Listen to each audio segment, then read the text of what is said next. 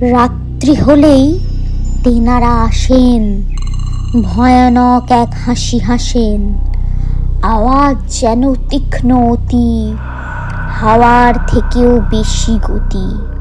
শরীর জুড়ে সাদা কাপড়, রাগ কেবল মানুষের ওপর। দলে বলে ঘুরে ফেরে, সুযোগ পেলেই ঝাঁপিয়ে পড়ে। ভয় দেখাতে পাকাপোক্ত, ঘাড় মোটকে খায় রক্ত। শাকচুন্নি, মামদো, নিশি, মেছো, পেতনি, ডাইনি, স্কন্ধ কাটা গেছো। যত তেনাদের অদ্ভুতুরে নাম, শত তেনাদের অদ্ভুতুরে ধাম। শ্যাওড়া গাছে ডোবার জলে থাকেন তেনারা ডিম ফলে। ভূত চতুর্দশীতে বাড়ে খুব জোর, উৎপাত চলে রাত থেকে ভোর। ভয় পেলে?